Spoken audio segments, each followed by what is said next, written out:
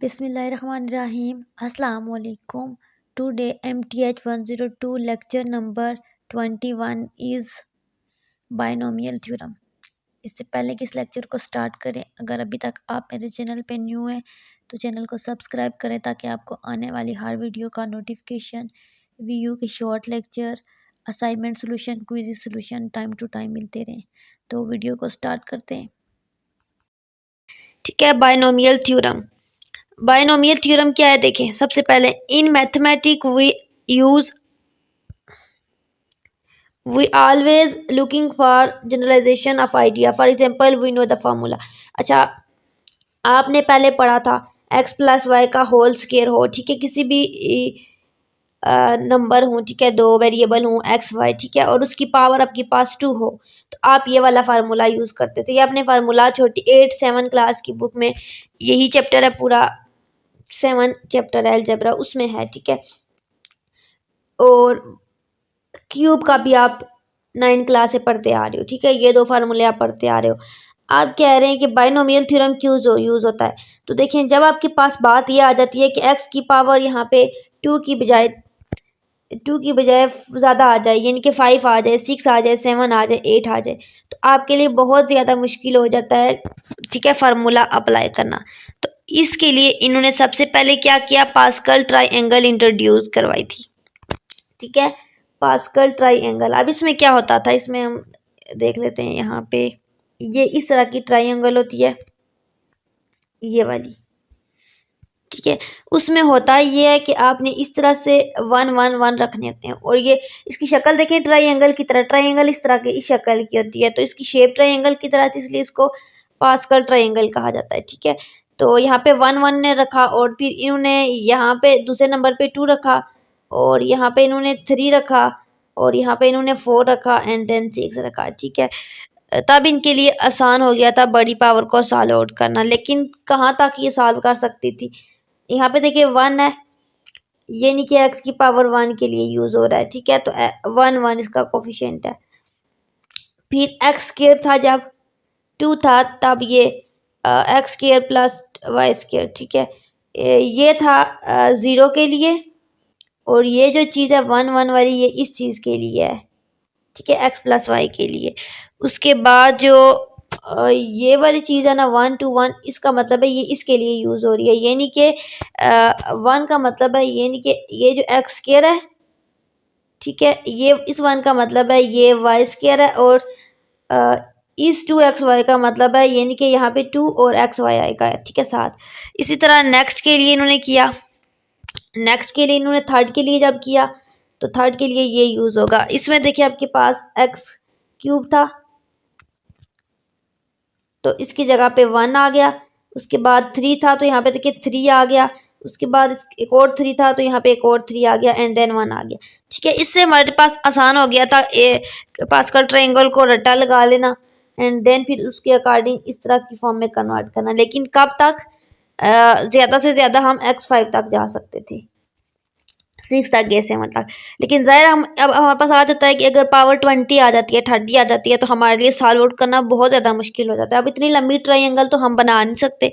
तो फिर बाद में एक और मेथड यूज़ हुआ था, उसको हम कहते थे बायनोमियल मेथड। अच्छा, इसमें क्या है, एक्सपेंड a प्लस x की पावर 6। बस यही बता रहे हैं कि ये जो 5 रो है, यानी कि 1 5 10, इससे जो अगली रो होगी, इस रो से वो ये वाली थी, उससे अगली ये वाली थी। बस इस चीज़ को छोड़ दे, बायनोमियल में से ही पेपर आएगा। इसमें से MCQs पूछ सकते हैं।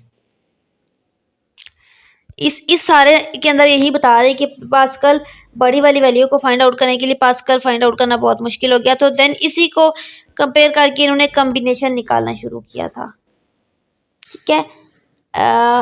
ये वाला कम्बिनेशन, ये चीज़। अच्छा, आपने यहाँ पे जो चीज़ याद रखनी है इम्पोर्टेंट, ये है बायनोमियल कोफिशिएंट का फार्मूला।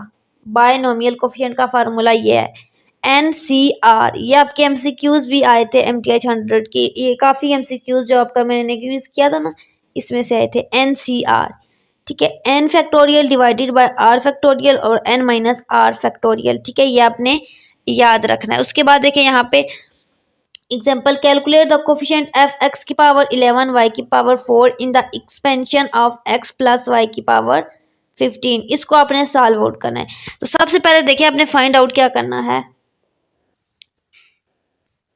एक्स प्लस वाई की पावर 15 है, पावर क्या है 15 है, यानी कि एन आपके पास 15 है और कम्बिनेशन में आपके पास आ जाएगा 4, 15 और कम्बिनेशन आर यानी कि 4 फाइंड आउट करना है।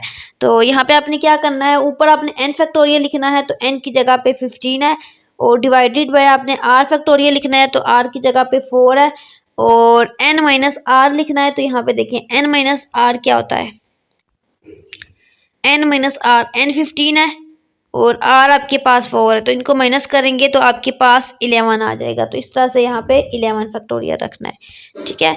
इसको आपने सॉल्व आउट कैसे करना है, कम्बिनेशन को मैं आपको बताती हूँ। जब भी किसी भी नंबर का फैक्टोरियल हो, ठीक है, 15 का फैक्टोरियल हो या फिर 10 का, जो उसमें आप करते क्या हो, जब भी फैक्टोरियल को ख़त्म करते हो तो 15 डॉट उससे पीछे वाले नंबर लिखते हो टिल 1 तक जाते हो, 13 डॉट 12 डॉट सारे, ठीक है। फिर उनको आपस में मल्टीप्लाई करते हो, कैलकुलेटर के अंदर 1 तक जाते हो और फिर आपके पास आंसर आ जाता है। इसमें यहाँ पे देखिए इन्होंने क्या किया है, इन्होंने ऊपर किया है 15 14 13 12। अब आप सोच रहे होगे मैंने तो कहा है कि ये 1 तक जाते हैं, लेकिन ये 12 तक क्यों जा रहे हैं, ये 12 तक इसलिए जा रहे हैं कि इन्होंने ऐसे किया है। मैं बताती हूँ आपको, 15 डॉट 14 डॉट 13 डॉट 12 और ये 12 के पीछे इन्होंने डॉट 11 लिखा है ना, ये 1 तक नहीं गए, इन्होंने 11 के बाद ही फैक्टोरियल डाल दिया है, ठीक है। डिवाइडेड बाय इन्होंने क्यों डाला यहाँ पे देखें, आपने डिनोमिनेटर में यानी कि नीचे वाले से को इसको डिनोमिनेटर कहते हैं, जो नीचे है, ठीक है। इसमें देखना है कि इसमें सबसे बड़ा नंबर कौन सा है। तो इसमें 11 फैक्टोरियल था तो मैंने ऊपर जाके क्या किया, 11 फैक्टोरियल में स्टॉप कर दिया, क्योंकि मैं बजाय इसके कि मैं फिर 11 10 9 8 7 6 5 4 लिखूंगी, इतना मल्टीप्लिकेशन करूंगी, मैं डायरेक्ट यहाँ से 11 फैक्टोरियल को 11 फैक्टोरियल से कट कर दूंगी। अब मेरे पास ऊपर बचेगा 15 14 13 एंड 12। अब मसला क्या आ रहा है, नीचे आपके पास क्या बच गया है, 4 फैक्टोरियल, ठीक है। तो यहाँ पे देखें, इस 4 फैक्टोरियल को मैं रेज करके यहाँ पे मैं लिखूंगी,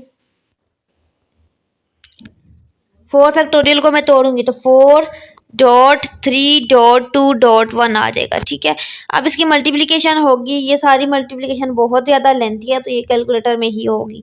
4 3 12 और 12 2 24 आ जाएगा डिनोमिनेटर में, और ऊपर ये सारे नंबर मल्टीप्लाई करोगे, जो भी आएगा उसको कैलकुलेटर में कटिंग करोगे, देन आपके पास 1365 आ जाएगा। ये कम्बिनेशन वाला इंपॉर्टेंट है, ये आपने अच्छे से करना है। अच्छा, अब आपने बाइनोमियल थ्योरम को यूज़ करना है टू कैलकुलेट 1.01। तो इसमें अगला माइंड में रखना है x प्लस वाई की पावर n, ठीक है। अब आपने क्या करना है, इस फार्मूले को सॉल्व आउट करना है। आपने इस लेक्चर में जस्ट 2 चीज़ें पढ़ी हैं जो कि इंपॉर्टेंट है, उसको हाईलाइट कर लें। एक आपने बाइनोमियल कोफिशिएंट का फार्मूला माइंड में रखना है और दूसरा आपने ये बाइनोमियल थ्योरम का फार्मूला आपस में माइंड में रखना है, ठीक है। उसके बाद आपको फैक्टोरियल लेना आना चाहिए। अच्छा, इसमें क्या था, सबसे पहले था आपके पास x प्लस वाई की पावर n होनी चाहिए, लेकिन क्वेश्चन में हमारे पास क्या था, 1.01 की पावर 8 निकाली है, तो यानी कि x प्लस वाई हमने इसको करना है। अब इसकी पावर n तो हमारे पास 8 है, ठीक है, पावर 8 है इस क्वेश्चन की, ठीक है। और x प्लस वाई हमारे पास क्या, आपका फोकस मैं जिन दो चीज़ों को सर्कल करती हूँ ना, आपने उन दोनों चीज़ों पर फोकस रखना है, यानी कि मैं इन दोनों के कंपैरिजन से बता रही हूँ। ऊपर x प्लस वाई की पावर n है, नीचे 1.01 है, ठीक है। तो मैंने इसको तोड़ना है, मैं कैसे तोड़ूंगी, 1 को इलाग कर लूँगी और 0.01 को इलाग कर लूँगी, तो पॉइंट के बाद 0 लगाऊंगी और प्लस डाल दूँगी, ठीक है। तो ये पहली वाली टर्म x बन जाएगी, दूसरी y बन जाएगी और ये 8 बन जाएगा, जैसा कि यहाँ पे ये इन्होंने सॉल्व आउट किया हुआ है, ठीक है। ये चीज़ आ गई है। अब नेक्स्ट इसकी राइट हैंड साइड को सॉल्व आउट करते हैं। सबसे पहले निकाला है n कॉम्बिनेशन 0x की पावर n। अब n कॉम्बिनेशन क्या है, n हमारे पास इस क्वेश्चन में क्या है, 8 है, ठीक है। तो 8 कॉम्बिनेशन 0 निकालेंगे, तो कॉम्बिनेशन का फार्मूला ये आपके पास है, n फैक्टोरियल यानी कि 8 factorial divided by r factorial.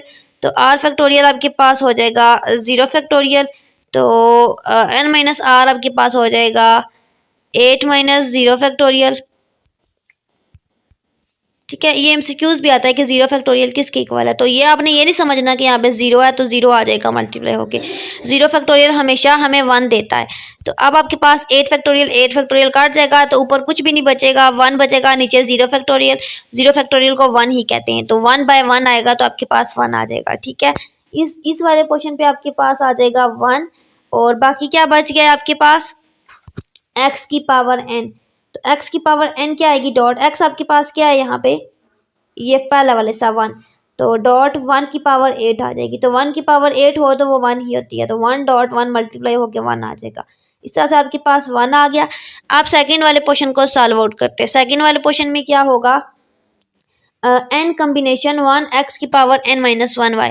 अच्छा, n कम्बिनेशन 1 निकालते हैं, यानी कि 8 का कम्बिनेशन हम निकालेंगे 1 के साथ। तो 8 का कम्बिनेशन हमारे पास ऊपर आ जाएगा n factorial divided by 1 factorial r factorial और n माइनस r फैक्टोरियल, यानी कि 8 माइनस 1 आपके पास 7 फैक्टोरियल आ जाएगा। और ऊपर में इस फैक्टोरियल को जब खोलूंगी तो ठीक है, 8 पता नहीं आपको नज़र क्लियर आ रहा होगा, यानी 8 डॉट 7 फैक्टोरियल। अब मैं इसे आगे नहीं खोलूंगी क्योंकि नीचे भी 7 फैक्टोरियल है, मैं यहाँ से डायरेक्ट काट लूंगी। ठीक है, 7 7 से काट जाएगा, ऊपर आपके पास बचेगा 8 और नीचे 1, तो 8 1 जार 8, 8 बाय 1 8 ही होता है। ठीक है, अब आपके पास क्या आ गया है, 8 आ गया है। इस वाले पोर्शन में आपके पास 8 आ गया है। ठीक है, अब आपके पास बच क्या गया है, ठीक है, x की पावर n माइनस 1।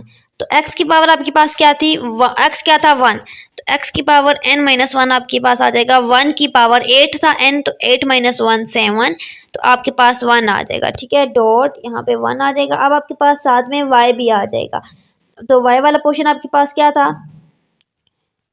ये 0.01 वाला, तो यहाँ पे आपने लिख लेना है 0.01।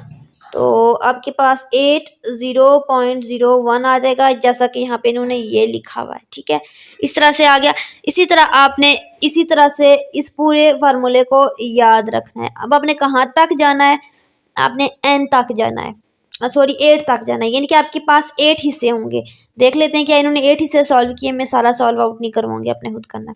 तो यहाँ पे देखें, एक हिस्सा, दूसरा, तीसरा, चौथा, पांचवा, छठा, सातवां, आठवां और 0 हिस्सा भी होता है।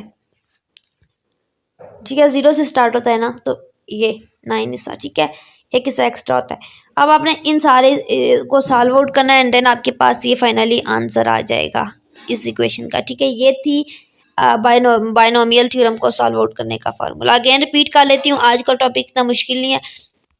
आपने इसमें सिर्फ 2 चीज़ें याद, एक आपको ये पता होना चाहिए कि पास्कल ट्राइंगल एमसीक्यू आ सकता है कि क्या पास्कल ट्राइंगल हायर पावर को भी सॉल्व आउट कर सकती है, तो नहीं, ये बहुत ज़्यादा हायर पावर को सॉल्व आउट नहीं कर सकती। ठीक है, उसके बाद ये आपने स्क्वायर और क्यूब का फार्मूला याद रखना है, ये टॉप पे। उसके बाद आपके पास कम्बिनेशन के इसमें 2 फार्मूले आपने पढ़े, एक बायनोमियल कोफिशिएंट का फार्मूला पढ़ा ये वाला। ठीक है, आपको आ सकता है 16 कम्बिनेशन 6 निकालना, जैसा कि आपके एमसीक्यूज आ रहे थे। ठीक है, आपके पेपर में भी ऐसे आ सकता है, या आपको कह सकते हैं कि बायनोमियल कोफिशिएंट निकालें। ठीक है, किसी नंबर का। और उसके बाद आपने पढ़ा बायनोमियल थ्योरम, तो उसके लिए आपने ये फार्मूला, यानी कि इस लेक्चर में जस्ट आपने 2 फार्मूले अच्छे से प्रिपेयर करने, आपका लेक्चर हो जाएगा। आई होप कि ये वीडियो आपको अच्छे से समझ आ गई होगी। मज़ीद कमिंग वीडियोस के लिए चैनल के साथ इन टच रहें और चैनल को मस्ट सब्सक्राइब किया करें। आप मेरा व्हाट्सएप ग्रुप भी ज्वाइन कर सकते हैं। अपनी पेड असाइनमेंट क्विज़ेस बनवाने के लिए, LMS हैंडल करवाने के लिए आप मुझसे व्हाट्सएप पे इस नंबर पे कांटेक्ट कर सकते हैं। बाकी अगर आपको कुछ समझ ना आए तो कमेंट सेक्शन में पूछ सकते हैं। बाकी आप दुआओं में मुझे याद रखें। अल्लाह हाफिज़।